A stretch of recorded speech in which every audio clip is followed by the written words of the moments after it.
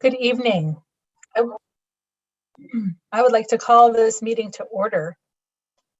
And let's begin with a roll call. Commissioner April Sims. Present. Commissioner Paul Graves. Present. Commissioner Brady Walkinshaw. Present. Commissioner Joe Fain. Present. Welcome. It's good to see you. Let's begin our agenda this evening with approval of the minutes. I would like to call for approval of meeting minutes for the meeting held on January 6th, 2022. Is there any discussion required about the minutes? Is there a motion to approve? So moved. Second. Second. All in favor? Aye. Aye. Aye. Aye. All right, so the motion passes. Thank you. Next on our agenda is our executive director's report. So I would like to invite Executive Director Lisa McLean to provide her report. Good evening, commissioners. I think I have a relatively brief report. I sent you the budget report showing that we have spent, as of in the first half of our fiscal year, we spent $666,000, which is about 42% of the allotted budget. That is mostly in salaries at about 55%, and 21% was spent on public outreach costs. I guess I'm happy to see that we dedicated so much money to our public outreach effort so far.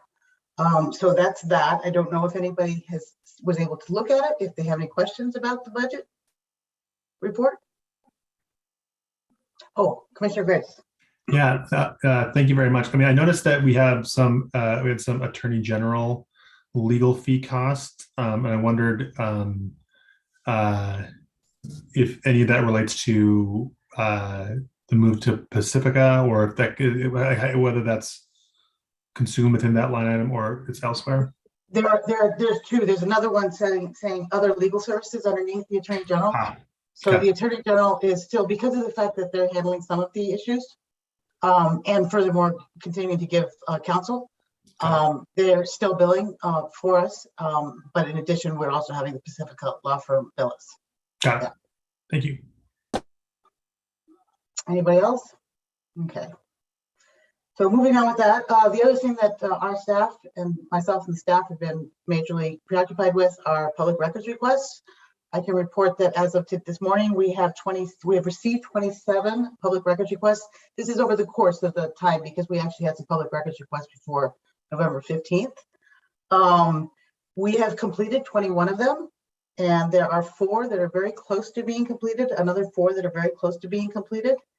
And that's about that on the public records request. So I don't know. I sent you a list of a summary of what they are asking for. I don't know if anybody has any questions about that process or anything. Seeing none, I'm moving on. Then one of the things that I think I don't need to brief you so much is the fact that we've been getting some questions from the public about what's the next step and where are we on the maps. And so I wanted to invite Daniel Palethorpe to come on and remind you all if needed, and if not, to tell the public about what to expect. And we are actually updating the website to make sure that it's clear on the website. We're going to be doing that tomorrow. Daniel. Good evening, commissioners and members of the public. Daniel Palethorpe, and I'm the public outreach coordinator for the commission.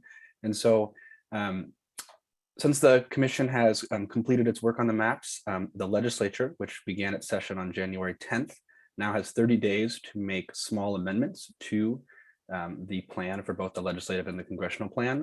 The legislature is able to make changes of up to 2% of a district. And what that means equals out to is about 3,100 people for legislative districts, and then 15,400 for congressional districts. So relatively quite small changes and amendments to the current lines. The legislature is required to have passage of 2/3 majorities in both chambers. And so what that means with the current makeup of the legislature is that both votes would have to include bipartisan support. And the nature of these changes has historically been quite technical. In the last redistricting cycle in 2011, there were a few changes that were made. We've received a number of suggestions from county auditors related to lining up different congressional or legislative lines with city boundaries or other such changes. And so that information has been passed along to the legislature, and we're available to kind of answer any questions that they have about that and make any more information available, which we're working with them to do. And it's also able to fix odds and ends errors. And the weirdest one that we've come across is that there was actually an individual's house that was split between, I think, congressional districts or perhaps legislative districts.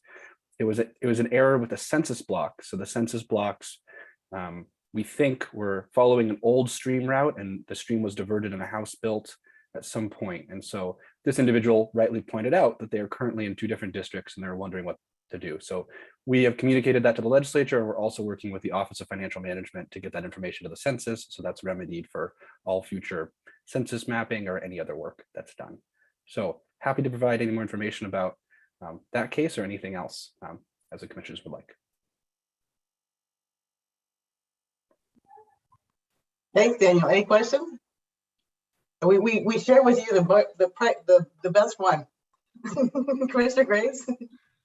Oh, I was just gonna, I'd be interested, I may try to do some digging to see who that actual person was and see why he or she didn't want to just try to have a choice about which congressional district to register in.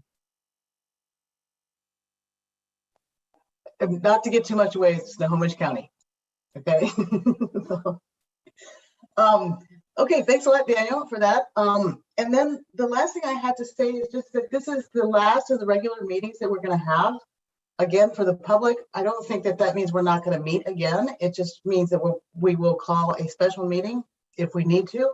And in particular, in a meeting last week with the chair, Commissioner Augustine, she suggested, and we are going to begin working on this, on a plan for dismantling the agency. Of course, we're not going to begin that process until the legislature's done its business, and we've helped the legislature with that and stuff like that. But once we do have that plan, we'd like to see if we can't call you back and present that plan to you all and to the public, so that they're aware of that.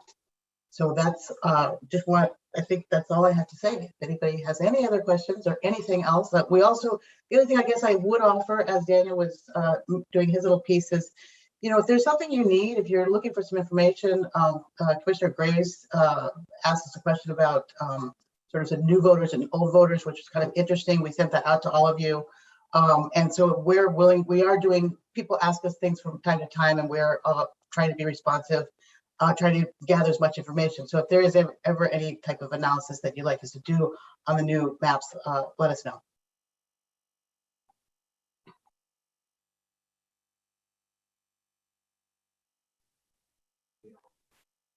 Thank you, Lisa.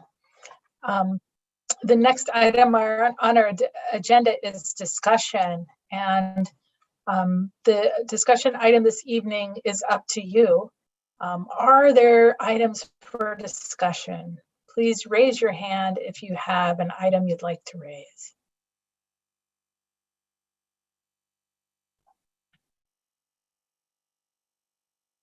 Okay, seeing none.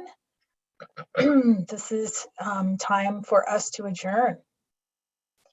I would like to thank the commissioners for your service and for your time and your attention tonight and through the days and weeks and months of your service throughout this commission. To members of the public who've taken the time to join us, thank you. And thank you to staff who've helped to prepare the commission for this meeting. Special thanks to our interpreters this evening, both Spanish language interpreters and our American Sign Language interpreters. We really appreciate you. You enable us to do the work that we need to do well. This meeting is now